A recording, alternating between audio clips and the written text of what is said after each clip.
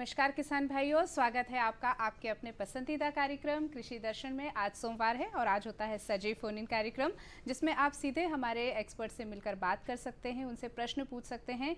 किसान भाइयों, आज 30 जनवरी का दिन भी है और आज हमारे राष्ट्रपिता महात्मा गांधी जी की पुण्यतिथि है। साथ ही हमारे राष्ट्र कवि दादा माखनलाल चतुर्वेदी जी की भी पुण्यतिथि है। हम इन दोनों ही पुण्यात्माओं को स्मरण करते हैं, उन्हें नमन करते हैं। और हमारे राष्ट्रपिता महात्मा गांधी जी ने तो ग्राम स्वराज का सपना देखा था। उन्होंने चाहा था कि हमारे जो किसान हैं वो आगे बढ़ें और हमारी जो कृषि है वो आगे और ज़्यादा तरक्की करे। किसान भाइयों, कृषि आगे बढ़ रही है, तरक्की हो रही है और आज हम देख रहे हैं कि परंपरागत खेती के तरीकों के बाद अब हम धीरे धीरे आधुनिकीकरण की तरफ बढ़ते चले जा रहे हैं। और किसानी और खेती का काम जो होता है वो एक अकेले व्यक्ति का काम नहीं होता है, इसमें बहुत सारे हाथ लगते हैं, बहुत सारा समूह लगता है और यंत्रीकरणों के साथ में ये चीज़ें और आसान हो गई हैं। और इस चीज़ के लिए हमारे जो किसानों की आगे और तरक्की हो, उन्हें और सहूलियत मिले, इसके लिए सरकार भी उनके साथ कंधे से कंधा मिलाकर कार्य कर रही है। कृषि यांत्रिकीकरण में किस तरह से योजनाएं हैं और किस तरह इनमें और संभावनाएं हैं, इसी विषय पर आज चर्चा करने के लिए आज हमारा सजीव फोन इन कार्यक्रम है। और हमारे साथ उपस्थित हैं हमारे विशेषज्ञ पवन सिंह श्याम, संयुक्त संचालक हैं कृषि अभियांत्रिकी विभाग भोपाल मध्य प्रदेश में। बहुत बहुत स्वागत है सर आपका। नमस्कार। नमस्कार किसान भाइयों, फोन नंबर आपको जल्दी से हम बता देते हैं, आप नोट कर लीजिए 0755-266-0049 और टोल फ्री नंबर है 180233-0040। इन नंबरों पे आप हमें फ़ोन कर सकते हैं और हमारे एक्सपर्ट से बात कर सकते हैं विषय से संबंधित। सर, कृषि अभियांत्रिकी विभाग में आप संयुक्त संचालक के पद पर हैं और इतना बड़ा विभाग आप संभाल रहे हैं। सरकार चाहती है कि हमारे किसान भाई हैं वो यंत्रों से मेल जोल बढ़ाएं, ज़्यादा से ज़्यादा उपयोग करें। तो हमारा जो कृषि अभियांत्रिकी विभाग है, क्या गतिविधियां हैं, इसके बारे में बताएं। किसान भाइयों नमस्कार। जैसा आप जानते हैं कि मध्य प्रदेश में कृषि अभियांत्रिकी संचालनालय जो है, कृषि से अलग एक संचालनालय स्थापित किया गया है। कृषि अभियांत्रिकी संचालनालय के अंतर्गत जो योजनाएं हैं, उन योजनाओं के अंतर्गत जो है, पहला है महत्वपूर्ण योजना है निजी कस्टम हायरिंग केंद्र स्थापना की योजना। दूसरा पराली प्रबंधन के संबंध मुख्यमंत्री नरवाई प्रबंधन योजना। तीसरा हाईटेक हब की स्थापना है। अगली है यंत्र गांव योजना। अंत में और कृषि यंत्रों पे जो हम लोग अलग अलग यंत्रों पे अनुदान देते हैं, वो डीबीटी योजना के अंतर्गत ये कार्यक्रम जो है संचालित किए जा रहे हैं। बिल्कुल, आपने कई योजनाओं के नाम हमारे किसान भाइयों को बताया कि बहुत सारी योजनाएं आपके विभाग से होती हैं। निजी कस्टम हायरिंग सेंटर, ये एक बहुत महत्वपूर्ण योजना है, इसके बारे में हमारे किसान भाइयों को बताएं। किसान भाइयों, जैसा आप जान रहे हैं कि नवयुवक जो है आधुनिक कृषि क्षेत्र में की ओर अग्रसर न होकर अन्य नौकरी के तलाश में जाते हैं। इन्हीं कमियों को देखते हुए कृषि अभियांत्रिकी संचालनालय के अंतर्गत जो है निजी कस्टम केंद्र स्थापना की योजना चालू किया गया है। इसमें 18 से 40 साल के नवयुवक हैं, उन लोगों से आवेदन आमंत्रित किए जाते हैं। और ये योजना जो निजी कस्टम हायरिंग केंद्र स्थापना की योजना है, ये बैक एंडेड सब्सिडी योजना है जी।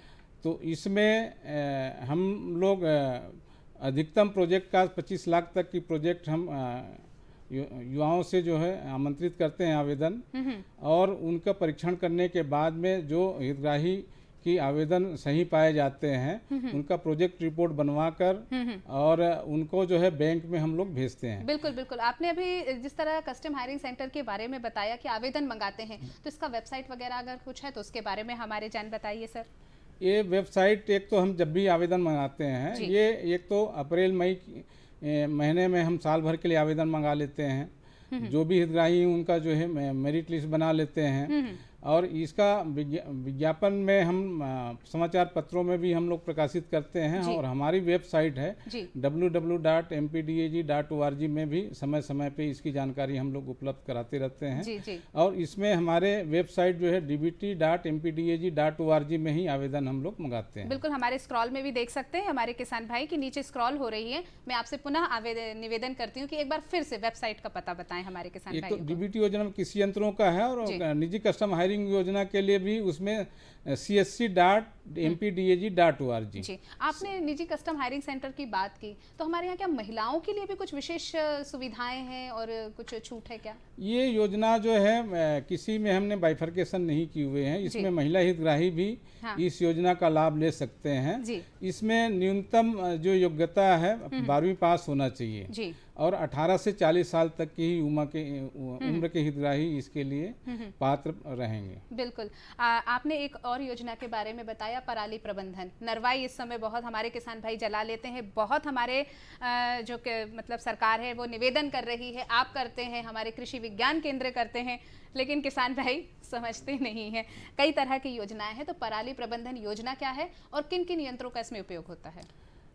जैसा आप जानते हैं कि फसल कटाई के बाद में रबी सीजन हो या खरीफ सीजन के बाद में किसान भाई जो है पराली को जला लेते हैं, तो उसमें एक तो धुआं हो जाती है, पर्यावरण दूषित होता है और साथ ही साथ उसमें जो मित्र कीट रहते हैं, जी, जी। हमारे खेत में जो मित्र कीट हैं और जो मिट्टी का ऊपरी सतह है, खेत की जो ऊपरी सतह है, उसकी उर्वरा शक्ति भी जो है नष्ट होती चली जा रही है। तो ऐसी स्थिति में हमको जो है उसके जो किसानों के पास कुछ समस्याएं रही हैं कि मतलब फसल कटाई के बाद में जो अवशेष हो जाते हैं उसका कैसे किस प्रकार से प्रबंधन कर पाएं, अगली फसल के लिए खेत को तैयार करना है। तो पहले की स्थिति में ये समस्याएं रही हैं, लेकिन आधुनिक समय में हम आज की स्थिति में हमारे पास बहुत सारे यंत्र ऐसे हैं जिसका उपयोग करने से पराली का प्रबंधन हो सकता है। पराली से ये पराली प्रबंधन के लिए है सर, ये कौन सी मशीन है, इसके बारे में जानकारी दीजिए। पराली प्रबंधन में करीबन 8-9 मशीनें हैं जी।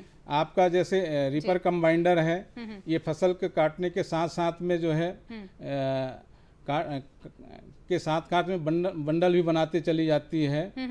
और इसमें आपका रीपर है, मल्चर श्रेडर है, स्टा रीपर है, स्टा रीपर से हम भूसा भी बना सकते हैं, और हैप्पी सीडर है, सुपर सीडर है। इस प्रकार के मशीनें, जीरो टिलेज यंत्र हैं। इस प्रकार के यंत्रों का उपयोग करने से जो है पराली की प्रबंधन हो सकती है। बिल्कुल बिल्कुल बिल्कुल जी सर। हमारे एक दर्शक हमसे जुड़ रहे हैं, हमसे बात करना चाहते, सीहोर से ठाकुर जी हैं। जी, राज ठाकुर हैं जी, नमस्कार, स्वागत है आपका, प्रश्न कीजिए। सर से मेरा ये प्रश्न है कि कोई आपके इसमें ऐसी सीड फर्टिलाइजर आती है कि जिसमें खाद नीचे डले और बीज ऊपर डले? जी, सीड ड्रिल के बारे में बात करना चाह रहे हैं कि खाद ऊपर डले और बीज नीचे डले, ऐसी कोई मशीन है क्या, इसके बारे में बताएं। खाद नीचे बीज ऊपर। जी, खाद नीचे बीज ऊपर। अमूमन किसान भाई अभी जो बुआई मशीन का उपयोग करते हैं वो उसमें खाद बीज एक ही साथ मतलब मशीन उपयोग होता है। एक तो उसकी मीटरिंग डिवाइस अच्छी नहीं होती, दूसरा जो है खाद बीज एक साथ रहते हैं तो कभी जो है बीज जो है नीचे चली जाती है, खाद ऊपर चली जाती है। लेकिन किसान भाई ने जैसे बोले कि ऐसी कोई मशीन है, तो मशीन उपलब्ध है मध्य प्रदेश में। इस की मशीनों का उपयोग किसान भाई अधिक मात्रा में उपयोग भी कर रहे हैं। उसका नाम है सीड कम फर्टिलाइजर ड्रिल। अच्छा, सीड कम फर्टिलाइजर ड्रिल। इसमें जो है खाद और बीज अलग अलग खांचे में रहता है। जी बिल्कुल। तो खाद जो है नीचे गिरती है, बीज जो है ऊपर गिरता है। जी जी, तो एक बार फिर आप इस मशीन का नाम बता दीजिए ताकि हमारे किसान भाई और अच्छे से समझ लें। Seed cum fertiliser drill. अच्छा, सीड कम फर्टिलाइजर ड्रिल जो है इसका उपयोग हमारे किसान भाई कर सकते हैं। जी, हम पराली प्रबंधन के यंत्रों के बारे में बात कर रहे थे सर। पराली प्रबंधन के संबंध में है कि मैं उसके संबंध में थोड़ा विस्तृत कुछ जानकारी और देना चाहूँगा जी। कि मध्य प्रदेश में पराली जलाने की घटनाएं पंजाब के बाद में दूसरे नंबर पे हो रही है जी, अधिक मात्रा में हो रही है। तो हमको भी किसान भाइयों को जागरूक करने के लिए हम समय समय पे संगोष्ठी जो है, हमारे मैदानी अधिकारी हैं उनको हम जानकारी दे रहे हैं, और साथ ही साथ जो है भारत सरकार की जो है सैटेलाइट से जानकारी आ जाती है। अच्छा। कि किस जगह पे पराली जल रही है। अच्छा। उसकी जानकारी हम संभाग में जिले स्तर पे कलेक्टर महोदय को, संभाग के कमिश्नर को, कृषि विभाग के अधिकारियों को, हमारे विभागीय अधिकारियों को दूसरे दिन ही उसकी जानकारी हम लोग भेजते हैं, ताकि है कि किसान को समझाइश दिया जा सके कि पराली जलाना जो है हानिकारक है। तो मतलब हमारे किसान भाई इस बात का ध्यान रखें कि उन पर नजर रखी जा रही है। हाँ, ये नजर सैटेलाइट से सैटेलाइट से किसान भाइयों आप लोगों पर नजर रखी जा रही है कि भाई पराली नहीं जलाना है और आपके इसके लिए समाधान किए जाएंगे। हाँ, समाधान किए जाएंगे। और ये मतलब सैटेलाइट से हमें किस गांव में जलाने की घटना हुई इसकी जानकारी पूरी आ जाती है हमारे पास में। बिल्कुल। तो इसमें किसानों को जागरूक करने की जरूरत है। तात्कालिक रूप से किसान जलाने की ये करते हैं, लेकिन दीर्घकालिक रूप से जो है पराली जलाने की घटनाएं जो है हानिकारक है। हमारे किसान भाई देख सकते हैं कि पराली के ये जो ट्रैक्टर में यूज हो रहा है, प्रबंधन हो रहा है, एक्स्ट्रा रिपर का हो रहा है उपयोग, इसके बारे में थोड़ा बताएं हमारे किसान भाई। स्टरीपर जो है का उपयोग हम लोग जो है फसल कटाई के बाद में, जैसे हार्वेस्टर से कटाई कर लेते हैं तो हार्वेस्टर से क्या है अनाज तो निकल जाता है, लेकिन ज़्यादा भूसा जो है वही खेत में रखी चली जाती है, जिसका निष्पादन करने में तो दिक्कतें होती हैं। तो स्टरीपर को उपयोग करने से फायदा ये है कि हमको स्टरीपर के साथ साथ भूसा भी मिल जाता है। तो भूसा का जो है हम पशुओं के लिए भी उपयोग कर सकते हैं। और स्टरीपर को चलाने से एक फायदा और हो जाती है, इसमें हमको कुछ अनाज की मात्रा अतिरिक्त रूप से मिल जाती है। तो किसानों के लिए जो है दोहरी लाभकारी है। बिल्कुल। इसमें हम निजी कस्टम हायरिंग योजना में भी ये स्टरीपर जो है कई हितग्राही ले रहे हैं। जी। और भोपाल होशंगाबाद संभाग के आसपास जो है किसान जो है इसका उपयोग अधिक मात्रा में कर रहे हैं और इससे अच्छी लाभ हो रही किसान। बिल्कुल आपने बहुत अच्छी जानकारी हमारे किसान भाइयों को दी कि हमारे जो किसान भाई हैं कस्टम हायरिंग सेंटर से रिपर का उपयोग कर सकते हैं। डॉक्टर सर हमारे जो किसान भाई हैं वो कई तरह से अनुदान चाहते हैं, किसी के पास इतना पैसा नहीं होता है कि वो ले पाए, बहुत बड़े बड़े यंत्र ले पाए। तो हमारे जो किसान भाई यंत्र चाहते हैं तो वो किस तरह से ले सकते हैं, इसकी जानकारी हम आपसे लेंगे। लेकिन कार्यक्रम में फिलहाल वक्त है एक छोटे से अंतराल का, बस अभी उपस्थित हुए। अरे सुन तो। मुझे क्या सुनाना चाहते हो? जो सुनाओ मेरी सौतन को। किसको? अरे वही तुम्हारा मोबाइल फोन जिससे सुबह शाम दिन रात चिपके रहते थे और कहते थे किसान कॉल सेंटर से बातें हो रही हैं। अच्छा ये बात है। हाँ क्यों, क्या हुआ? अब बात नहीं होती क्या? अब तो झट से बात हो जाती है। संबंधी समस्याओं का अपनी भाषा में तुरंत हल पाने के लिए पूरे भारत में किसी भी फोन से हेल्पलाइन नंबर पर संपर्क करें। किसानों का दोस्त किसान कॉल सेंटर।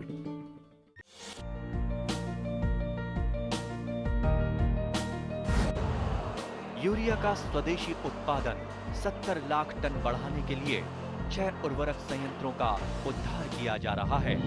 FCIL के गोरखपुर, सिंदरी, तलचर और रामागुंडम संयंत्र, HFCL की बरौनी इकाई और BVFCL की नामरू फोर्थ।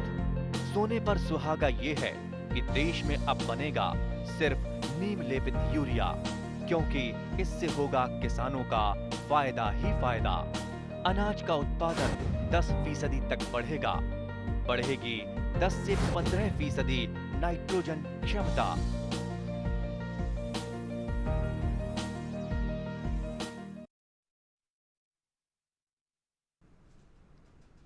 अंतराल के बाद आपका फिर से स्वागत है सजीव फोन इन प्रोग्राम कृषि दर्शन में, आपका अपना प्रोग्राम किसान भाइयों के लिए। और आज का जो हमारा विषय है वो है कृषि यंत्रीकरण की योजनाएं।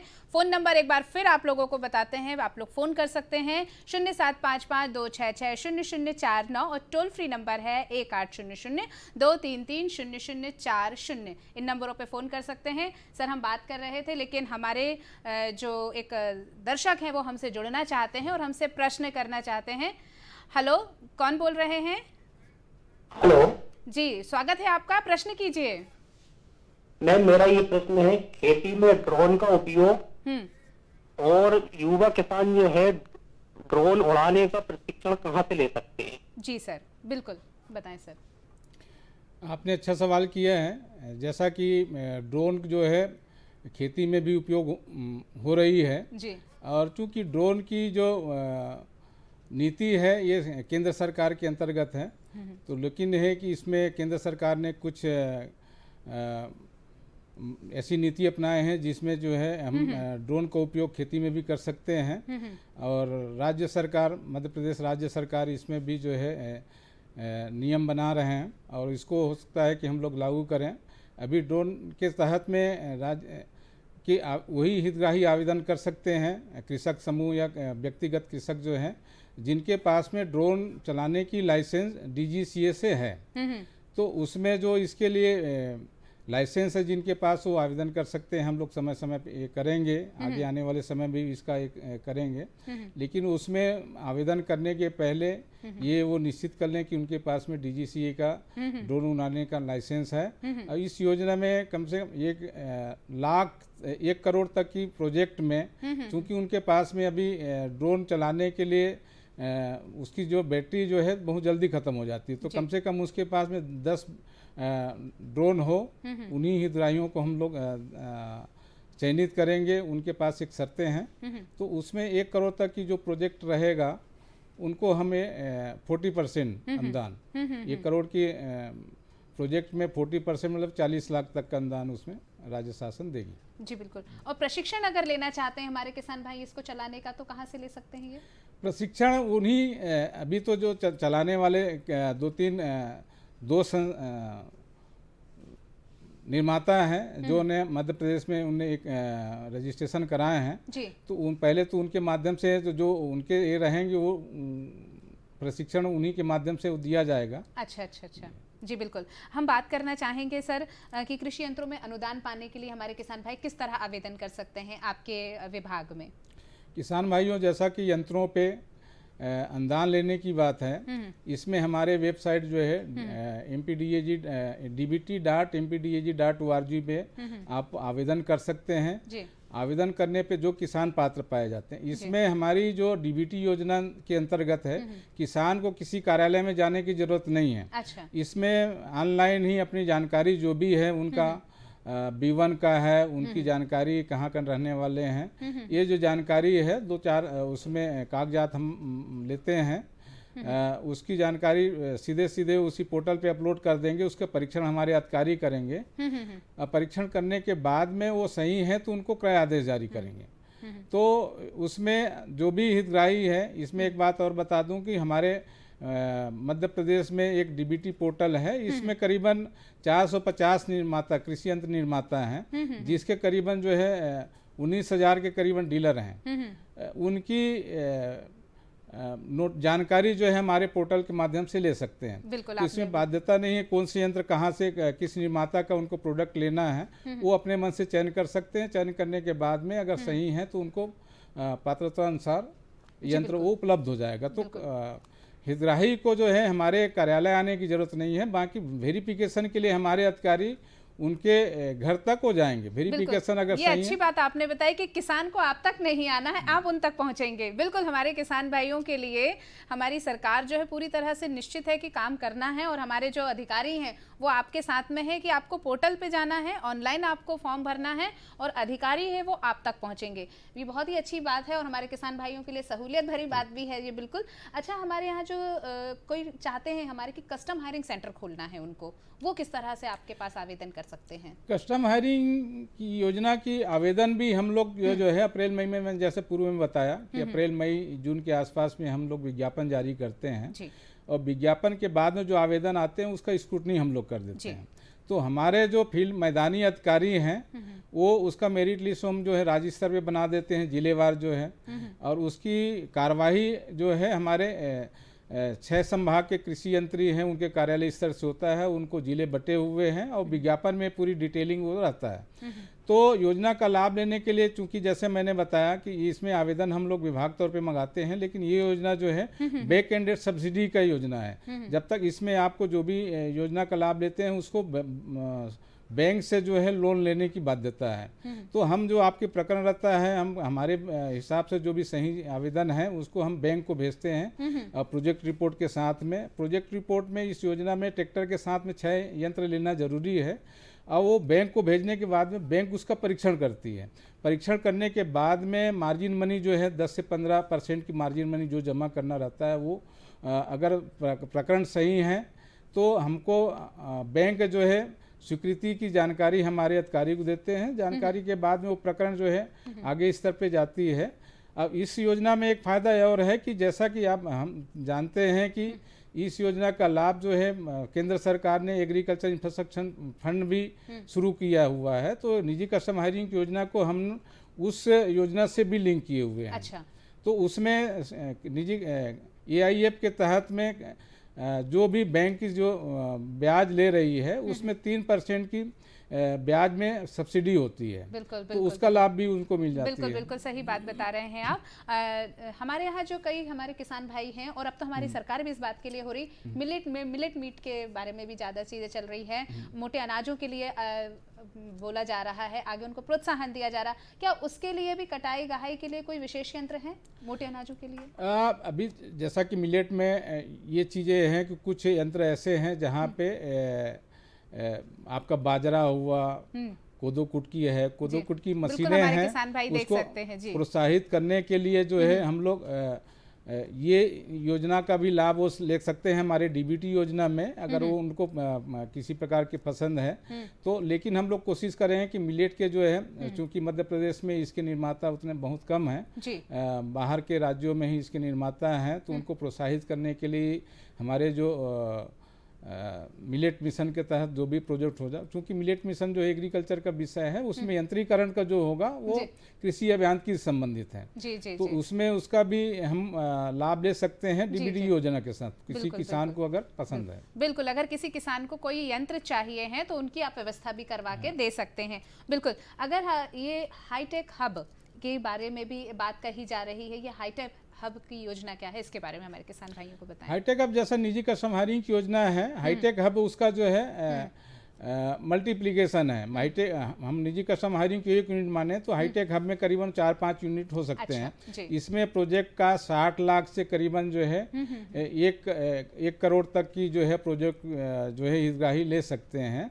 और इसमें हाईटेक हब में हमने 3-4 कैटेगरी बनाए हुए हैं, या तो धान प्रबंधन का है, फसल अवशेष प्रबंधन है। फसल अवशेष प्रबंधन में मतलब उससे संबंधित जो जो यंत्र हो सकते हैं उसका है। धान प्रबंधन में मध्य प्रदेश में करीबन 20-22 जिले हैं जहाँ पे धान की खेती होती है, तो उसमें हम धान की कटाई के लिए पैडी हार्वेस्टर हुआ, पैडी थ्रेसर हो गई, और रोपा लगाने की मशीन जो है राइस प्लांटर है, इस तरीके की जो मशीन है उसको हम प्रमोट करने का ये कर रहे हैं। तो उसमें 60 लाख से करीबन जो है 1 करोड़ 20 लाख तक की प्रोजेक्ट की हितग्राही जो है उसमें ले सकते हैं। गन्ने के लिए भी है क्या कुछ? गन्ने का भी है इसमें, गन्ने के संबंध में तो गन्ना का भी करीबन 1 करोड़ तक का है उसमें। तो गन्ने के साथ में शुगर के, मध्य प्रदेश में गन्ने की भी खेती करीबन जो है 20 से 22 जिलों में होती है। और पहले मध्य प्रदेश में गन्ने कटाई के लिए जो है बाहर के राज्यों से आते थे। और हमने जब से हमारी गन्ने में हमने अनुदान देना शुरू किया हाईटेक हब के संबंध में गन्ना में, तो मध्य प्रदेश की जो मशीनें हैं वो अब बाहर के राज्यों में जाने लगे हैं।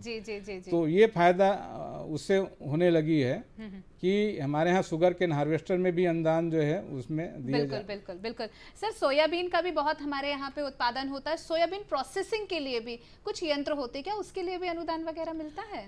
कृषि अभियांत्रिकी में भी प्राथमिक तौर पे जो यंत्र हैं, सेकेंडरी स्टेज की जो प्रोसेसिंग यूनिट है वो एक प्रकार से उद्यानिकी या खाद्य प्रसंस्करण से संबंधित हैं। तो हमारे यहाँ कुछ यंत्र हैं जिस पे वो अनुदान ले सकते हैं, सीटिंग ड्रम है और इस तरीके की है, जो प्राथमिक प्रसंस्करण के यंत्र हैं उनका जो है वो लोग इसका लाभ ले सकते हैं सोयाबीन में। सोयाबीन जो कि मध्य प्रदेश का मुख्य फसल है खरीफ की फसल में। जी बिल्कुल, हमारे किसान भाई देख सकते हैं कि सोयाबीन से बहुत सारे पकवान भी बन जाते हैं, खाद्य पदार्थ बनते हैं, प्रोसेसिंग होता है, दूध वगैरह भी निकाल कर दिया जाता है और इसमें कई मशीनों से इनका उपयोग होता है। सर, यंत्र दूध ग्राम कार्यक्रम, ये भी हमारी सरकार की एक बहुत अच्छी योजना है और आपका जो कृषि अभियांत्रिकी विभाग इस पे काम कर रहा है, इसकी जानकारी दीजिए थोड़ा। आपने अच्छा प्रश्न पूछे हैं। कृषि अभियांत्रिकी संचालनालय में मशीनीकरण को बढ़ाने में ये विभाग का जो यंत्र दूध ग्राम संचालित हो रहा है, इसकी भूमिका जो है महत्वपूर्ण है। ये योजना हमने 2014-15 से लागू किए हैं। पूर्व में 2014-15 में 5 साल में करीबन 1000 गांवों को विकसित करने का था। तो आज की स्थिति में करीबन 1450 गांव ऐसे हैं जिसको हमने यंत्र दूध ग्राम के तहत में विकसित कार्य कर चुके हैं या कार्य कर रहे हैं। इस साल करीबन 103 गांव हैं जहां पे हम ये योजना संचालित कर रहे हैं। इस योजना में होता है कि हम उस गांव में जिन गांव का ये पावर टिलर है, तो जिन गांव में इस योजनाओं को संचालित करते हैं वहाँ पे 1 अप्रैल से आगे आने वाले 31 मार्च तक हम इस योजनाओं का संचालित करते हैं, जिसमें किसानों को खेती की तैयारी से लेके फसल की कटाई गहाई तक की जानकारी वहाँ पे देते हैं। और इसमें हमारे अधिकारी जो है वहाँ पे जाते हैं, प्रशिक्षण देते हैं, वहाँ की ज़मीन की नमूना लेते हैं, नए नए तकनीकों की जानकारी देते हैं, कौन कौन सी मशीनें हैं, यंत्र हैं, उसका प्रचार प्रसार प्रदर्शन करते हैं। तो किसानों के लिए ये और हमारे लिए भी ये जो है यंत्रीकरण को बढ़ाने में इस योजना का महत्वपूर्ण योगदान है। बिल्कुल, आपने योजनाओं के बारे में बहुत अच्छी जानकारी दी है, लेकिन सर ये भी हो रहा है कि हमारे किसान भी अब प्रयोग करने पे उतारू हैं, आप लोग भी प्रयोग कर रहे हैं, बिल्कुल सब कुछ चीज़ें हो रही हैं। तो अगर हमारे किसान कोई ऐसे हैं, भाई देशकाल वातावरण और परिस्थिति के अनुसार यंत्रों की आवश्यकता हो रही है, कोई ऐसे नवीन यंत्र हैं जो हमारे किसान भाइयों को चाहिए हैं, तो क्या उसके लिए कर सकते हैं? जैसे कुछ आलू खुदाई की भी विशेष यंत्र वगैरह हैं, तो कैसे ले सकते हैं वो हमारे लिए? ये इस टाइप की यंत्र जो है, जो भी हमारे डीबीटी योजना है, डीबीटी योजना में जो भी यंत्र हैं या हमारे निजी कस्टम हायरिंग की योजना है, उसमें निजी कस्टम हायरिंग योजना में हमने ट्रैक्टर के साथ में 6 इक्विपमेंट मशीनें लेना जरूरी किए हैं। लेकिन कोई हितग्राही के कार्य क्षेत्र में कोई यंत्र विशेष है तो उसको भी उस प्रोजेक्ट में जोड़ सकते हैं। और दूसरा जो है, हम समय समय पे इन यंत्रों का जो है जो आवेदन आमंत्रित करते हैं अलग अलग यंत्रों पे, तो उन यंत्रों पे भी अनुदान का लक्ष्य जारी करते हैं। उसके तहत भी हितग्राही जो है उस योजना का लाभ ले सकते हैं। अगर किसी हितग्राही विशेष में कोई ऐसे हैं कि जहाँ पे वो बता दें कि सब हमारे क्षेत्र में इस यंत्रों का मांग ज़्यादा है, तो हमारे जो आने वाले कार्यक्रम में उसको जोड़ करके जो है उसके लिए आवेदन आमंत्रित कर सकते हैं। बिल्कुल, हमारे किसान भाई इस बात को बहुत अच्छे से ध्यान रखें कि अगर आपको ऐसा लगता है कि आपने कोई आधुनिक मशीन देखी है और आपको अगर होता है तो किस तरह से वो ले सकते हैं। अब आप लोग और कौन कौन से कार्यक्रम रखते हैं? मेले वगैरह हैं या सेमिनार हैं या प्रदर्शनी वगैरह हैं, किस तरह से आयोजित की जाती हैं? ये विभागीय योजनाओं का जैसे हमने आपको बताया है, इनकी प्रचार प्रसार के लिए तो हम समाचार पत्रों में हम लोग देते ही देते हैं। और चूंकि किसान संगोष्ठी है, मेला है, जहाँ जहाँ भी जिले स्तर पे मेले संगोष्ठी आयोजित होती है, वहाँ पे हमारे जो अधिकारी हैं हमारे यंत्रों का प्रदर्शन करते हैं।